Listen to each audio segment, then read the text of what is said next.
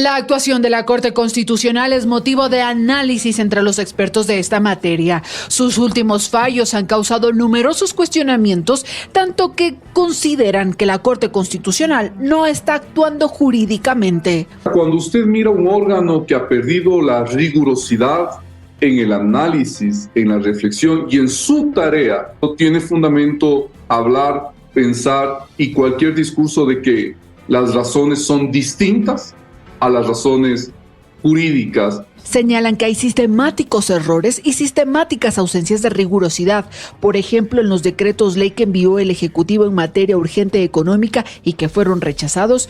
Creen que los magistrados no debieron calificar la urgencia. Se está extralimitando en sus funciones. Primero, yo creo que la Corte Constitucional ha incorporado un criterio de urgencia económica no previsto ni en la Constitución ni en ninguna mesa de discusión de la Asamblea Constituyente. La Corte no es el órgano llamado a reprochar la forma en la que el presidente Lasso gobierna. Si bien puede discrepar, no es una función de la Corte reprocharle lo que hace el presidente de la República. Otro tema que les preocupa es cómo fue analizado el acuerdo comercial con Costa Rica. Creen que cometieron un error. El acuerdo de Costa Rica no vulnera el artículo 422 de la Constitución en su segundo inciso, porque no se está cediendo jurisdicción soberana. Y es aún más grave, efectivamente, porque no es pues que usted está negociando con el vecino de la casa, usted está negociando con otro estado y sus procesos internos. Y en la consulta ambiental consideran que los jueces no actuaron con coherencia. Sobre todo con la materia extractiva, minera y petrolera, la Corte tiene una ideología bien marcada ya desde hace varios años. Hace meses atrás, la Corte Constitucional no concedió de una demanda presentada por la CONAIE la suspensión de los efectos del decreto ejecutivo que regula la consulta prelegislativa, pero luego, en base al mismo argumento presentado por las mismas partes, suspende la vigencia de otra norma. Entonces, la Corte debe ser consecuente con sus decisiones. Están cayendo en una suerte de pasiones, de preferencias, y aquello es, sin lugar a duda, un acto indebido.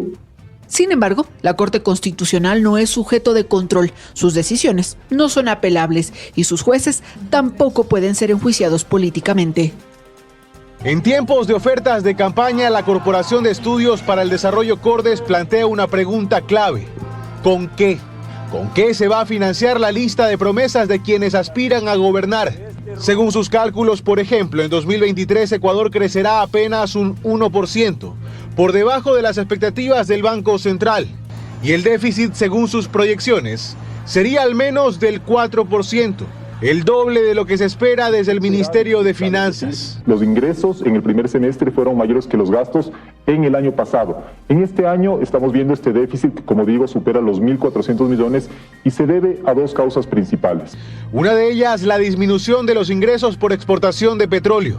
No solo por la caída de los precios internacionales, sino también debido a un menor volumen de producción. Y aparte tienes que sumar obviamente las atenciones que se tuvieron que hacer a inicios de año por tema del terremoto que sucedió en el sur del país, por el invierno del sur del país, los temas que tienen que ver con preparación para el fenómeno del Niño y obviamente eso ha puesto un escenario desafiante. También han caído los ingresos tributarios y el gasto se ha incrementado. La Corte Constitucional avaló un incremento a los sueldos de los profesores, también están aumentando obviamente los sueldos, por ejemplo, a personal de seguridad. Hay que recordar que en el segundo semestre del año también vamos a ver menores ingresos tributarios, no solo por la última reforma que reduce el impuesto a la renta, sino también porque el ISD volvió a bajar su tasa a partir de julio. En las arcas del Estado entonces, apenas lo justo. Lo que se conoce como los depósitos en la cuenta del Tesoro Nacional están en torno a los 400 millones según las últimas cifras del Banco Central, entonces es una cifra que apenas alcanza para el día a día, ¿sí? No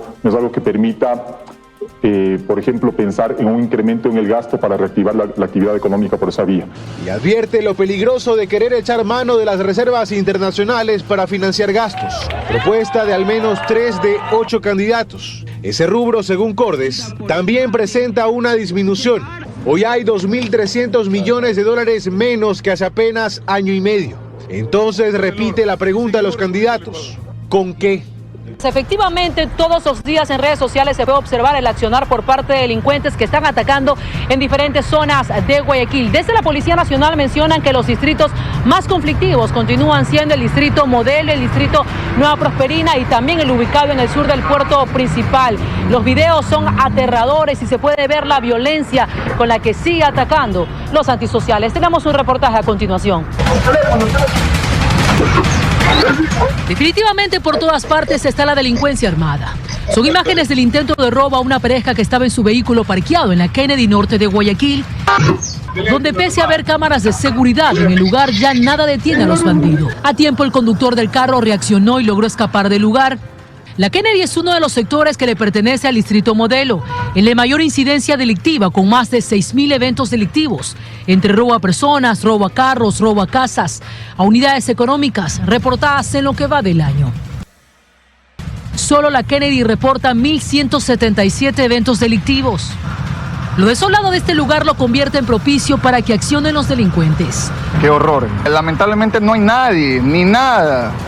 Nosotros los ciudadanos estamos completamente indefensos y lo peor de todo es que no sabemos ante quién acudir. Yo también estoy fastidiado de la delincuencia. Por ejemplo, uno anda así y no sabe cuál es el delincuente, pero andan bien armados con un sofisticado armamento bélico. Otro punto donde con frecuencia se vienen registrando robos es en La Garzota, también sector del distrito Modelo. En este sitio incluso los afectados han puesto en venta sus casas, pues ni las rejas colocadas en las peatonales han logrado detener a los antisociales. Uno no puede ya salir con tranquilidad a la calle porque uno vive con susto. Al igual que en La Garzota, aquí en el sector de Mucho Lote 1, los ciudadanos también han cerrado las peatonales, incluso han colocado cadenas por temor al AMPA. Y no hay más que hacer. Aquí, miren, todo esto parece cárcel. Todo cárcel. ¿Qué es lo que nos toca hacer? Coger el celular y entregarlo. Y así se van los delincuentes, recolectando sin mayor problema teléfonos, billeteras, carteras y demás. Mire, aquí pasan tricimotos, pasan motos y uno está a la expectativa de lo que pueda pasar. Uno escucha una moto y hay que entregarlo. Mucho Lote registra 336 eventos delictivos a la fecha, lo mismo en La Alborada. Sujetos en moto se pasean a toda hora del día, robando a ciudadanos que caminan o están en las tiendas, como en el caso de estas dos señoras atacadas por delincuentes. Aquí, a la fecha, se registran 971 eventos delictivos. Otros de los circuitos con mayor incidencia delictiva en Guayaquil son La Tarazana con 1.461 eventos delictivos, El Centenario con 1.254, Urdesa con 1.034 y Sauces con 1.013. Y sí, efectivamente, pese a que existen cámaras de seguridad en la mayoría actualmente de locales ubicados en Guayaquil, esto no detiene la manera como los antisociales siguen atacando a la ciudadanía. ¿Qué es lo que espera? Que se pueda capturar a estos sujetos para bajar un poco los índices de violencia que sigue acechando al puerto principal. Estamos en el sur de Guayaquil, en la avenida Ernesto Albán. Oiga, preocupante la situación, el saber de que muchos establecimientos comerciales están cerrando sus puertas. Noten ustedes, a esta hora de la tarde los propietarios mencionan de que ya se ven obligados a cerrar en vista de que no hay cliente que venga a comprar y todo debido a que les están cobrando vacuna a los clientes de $1, 50 centavos, $2, según lo que cobran. Oiga, aquí vamos a conversar y reservando también la identidad de una de las clientes. Desde luego, ¿qué fue que pasó? ¿Usted iba a un chifa? Cuéntenos esa experiencia y cuánto le exigió este sujeto cobrándole vacuna. Sí, yo entré al chifa a pedir para llevar y entraron dos sujetos y el uno se quedó afuera y el otro me pidió que le diera $1. ¿Qué? Entonces yo me quedé asustada, entonces me dijo, ya madrina, no sea así, deme, mire, que deme, deme $1, me dice. ¿Y así andan en local por local? No le doy razón, pero sí he escuchado que en algunos lugares ha pasado lo mismo. Yeah. Que entran a los clientes y le piden dinero. Prácticamente el cliente tiene que pagar por ir allá. Nos conversaban acá, hay otros señores y otro caballero al frente que ya se vio obligado a cerrar, porque ya hay clientes que no van en vista de la situación que también les están cobrando, no solamente a los dueños de los locales, sino también a los usuarios. Y usted fue a una heladería. Sí, en cambio yo fui a una heladería y ya también entran nomás y enseguida piden directamente el dinero. ¿Ya? Me dijeron, deme unas monedas, me dice. Y no, yo le dije, no, entonces ya uno ya está optando por mejor no ir a esos lugares, salir, mejor estar en casita porque ya está peligroso todo. Hasta por aquí está todo peligroso. Okay. Muchísimas gracias. Reiteramos, estamos en la avenida Ernesto Albán. Esta es la Azuela Huangala. Miren los locales comerciales cerrados, allá que vendían pañales. El caballero nos mencionó, al menos que nos pidió que no le enfoquemos, ya en esta semana lo cierra. Y desde luego el caballero del frigorífico mencionó que los clientes le han mencionado que ya no van a ir a comprarle, más bien si puede darle a domicilio, porque ni bien va llegando al establecimiento, estos vacunadores que andan dando vuelta por aquí, ya lo abordan, sabe la cantidad de algún producto, el valor que tienen en mano para pedirle al menos de $1, $2, y eso es la situación que está preocupando acá en este sector de la Huangala, sur de Guayaquil, precisamente en lo que respecta a la avenida Ernesto Albán, una zona comercial donde los propietarios de locales comerciales, además de estar preocupados porque les cobran las vacunas a ellos, también a sus clientes. Es lo que... Kate del Castillo llevó hoy su apoyo a la huelga de actores y guionistas en Los Ángeles, California. Esta huelga que comenzó el 14 de julio. Ahí la actriz recorrió estudios de cine y televisión junto a los manifestantes. Lo mismo hizo en Nueva York Fran Drescher, protagonista de La Niñera y presidenta del sindicato. Ella afirmó que la medida de fuerza sigue adelante. Mañana se espera una reunión entre los estudios y los guionistas en paro desde el 2 de mayo. Vino y compareció, y antes de irse de la ciudad a la que quiere volver otra vez como presidente, Donald Trump le habló a los medios.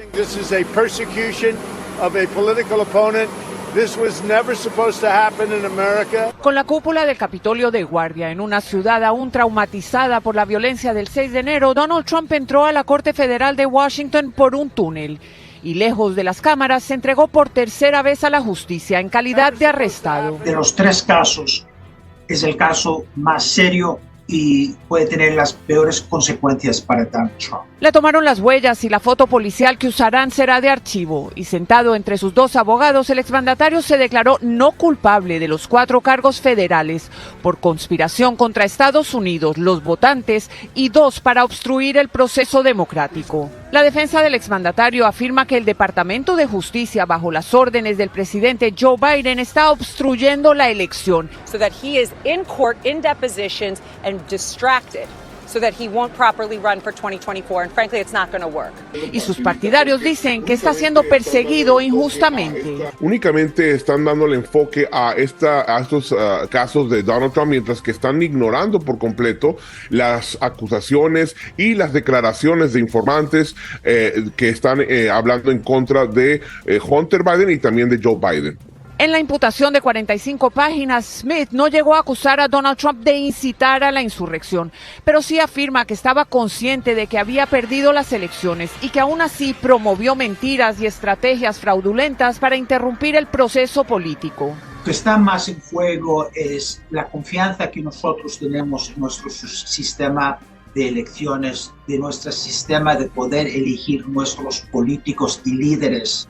Por tercera vez en 4 meses, Trump sale en libertad condicional, sumando ya 78 cargos de delitos graves, a hacer campaña para volver a la Casa Blanca. Estamos viendo a un Donald Trump desafiante, en pie de lucha, pero sabemos tras bambalinas que a él no le gustan estos procesos en su contra, que preferiría que no fuera así. Bueno, y lo peor es que la saga aún no termina, ¿no?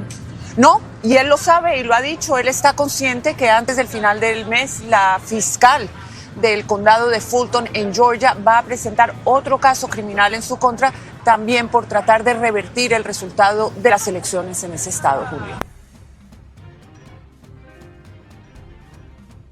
Asesinan a hombre en hospital de Portoviejo. Hombres armados asesinaron la madrugada de este jueves 3 de agosto del 2023 a un paciente en el Hospital Regional Verdi Ceballos de Portoviejo en Manabí. El lugar se mantiene con resguardo policial.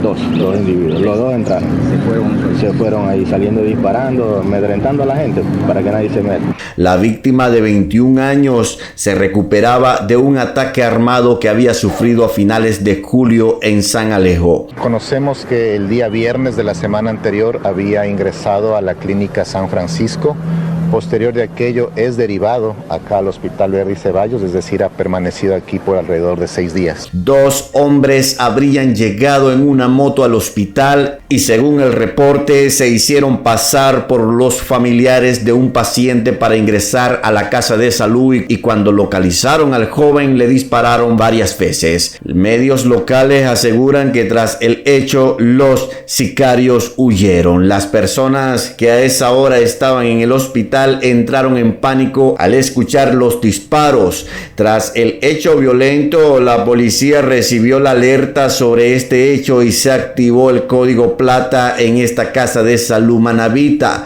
Todo el mundo salió corriendo, algo feo. El cadáver fue trasladado hasta el Centro Forense de Manta y las unidades especializadas de la Policía Nacional recaban indicios. Sí, señores, esta es la información que tenemos de última hora. Asesinan a un hombre dentro del Hospital Verdi Ceballos Balda en Portoviejo. A un hombre lo asesinaron de varios disparos dentro del Hospital Verdi Ceballos Balda en Portoviejo, esto es en la provincia de Manabí. El asesinato de este hombre ocurrió aproximadamente a las 4:30 de este jueves 3 de agosto del 2023. De manera preliminar se informó que Yonaiker López, de 21 años de edad, se encontraba en una sala de recuperación. Se informó extraoficialmente también que 2 hombres llegaron en una moto a esos de las 4:30 del Hospital Verdi Ceballos Balda. Uno de ellos manifestó que necesitaba ayuda médica urgente y con esa consigna lograron ingresar a emergencias. Una vez dentro, los 2 antisociales ubicaron a Yonaiker López y le dispararon varias veces. Hemos evidenciado que pasan estos sujetos algunos filtros y no existe el monitoreo o la presencia de los guardias internos.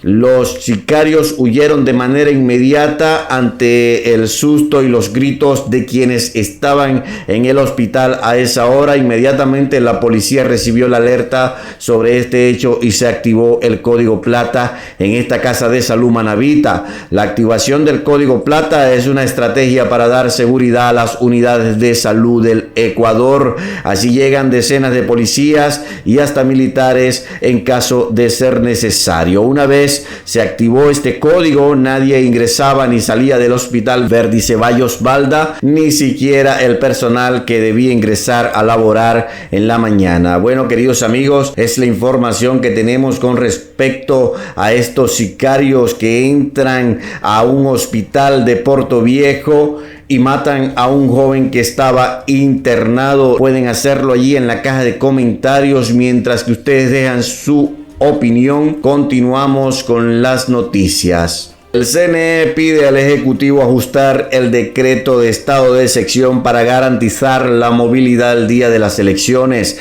El CNE entregó más de 50,000 credenciales de votación a la Policía Nacional para que ejerzan su derecho al voto facultativo. Sí, señores. Para que el Consejo Nacional Electoral en el proceso en sí esté exento, o sea, parte de las excepciones para funcionarios electorales, observadores nacionales e internacionales, para los delegados de las organizaciones políticas y todo la Policía Nacional, las Fuerzas Armadas que están en la dinámica del proceso electoral y que permanentemente trabajamos 24/7. A 17 días de las elecciones presidenciales y legislativas del 2023, el Consejo Nacional Electoral pidió al presidente de la República, Guillermo Lasso, modificar el decreto ejecutivo 824 que declaró el estado de excepción en las provincias de Manabí, Los Ríos y el Cantón Durán en Guayas, a fin de permitir la movilidad del personal electoral ante, durante y después del proceso. La presidenta del CNE, Diana Tamaín, dijo que envió una solicitud al primer mandatario advirtiendo que el proceso electoral no puede ser interrumpido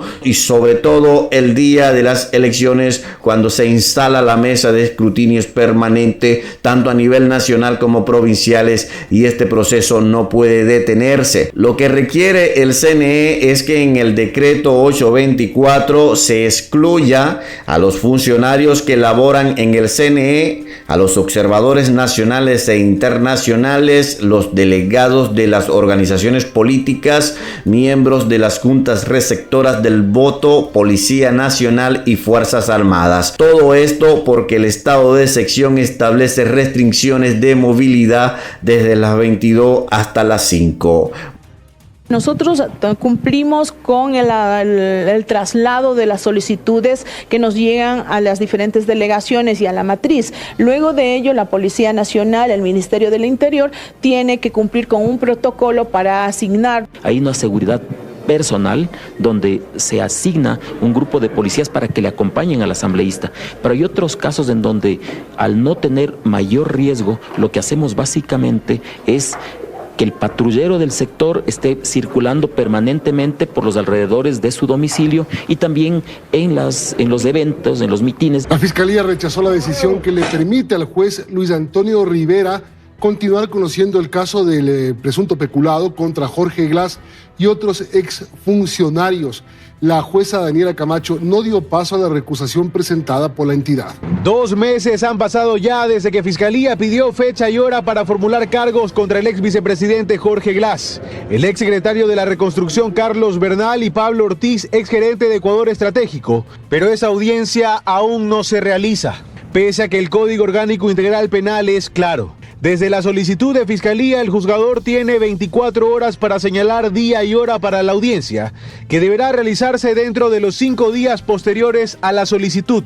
Es decir, la diligencia debía instalarse máximo la segunda semana de junio, pero no fue así. Se fijó para el 12 de julio. Pero se difirió sin nueva fecha luego de que Fiscalía le pidiera al juez del caso, Luis Antonio Rivera, que se excuse por la dilación.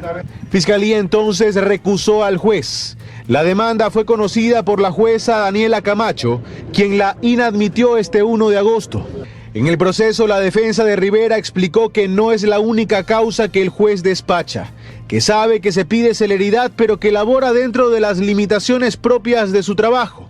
Y recriminó a Fiscalía, pues dijo que se trata de un expediente que ha superado los límites temporales para la indagación previa. Si se comparan los 2 años versus los 4 que se ha tomado Fiscalía para no archivar, y luego decir que formula cargos constituye el 100% de demora, pero no atribuible al juez, sino a la Fiscalía, señaló. A través de un comunicado, la entidad rechazó esta decisión de la jueza Camacho, que no es apelable.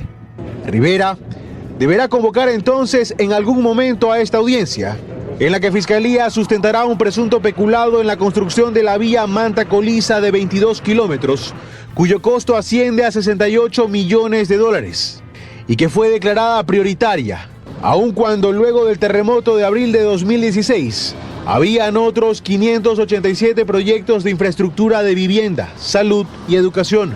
No es la primera vez que Fiscalía muestra su inconformidad por las decisiones del juez Rivera, ponente del tribunal que resolvió declarar nulo el caso Singue, donde se procesaba al ex vicepresidente Jorge Glass. Rivera es también quien sobreseyó a todos los procesados por el caso Helicópteros Druf.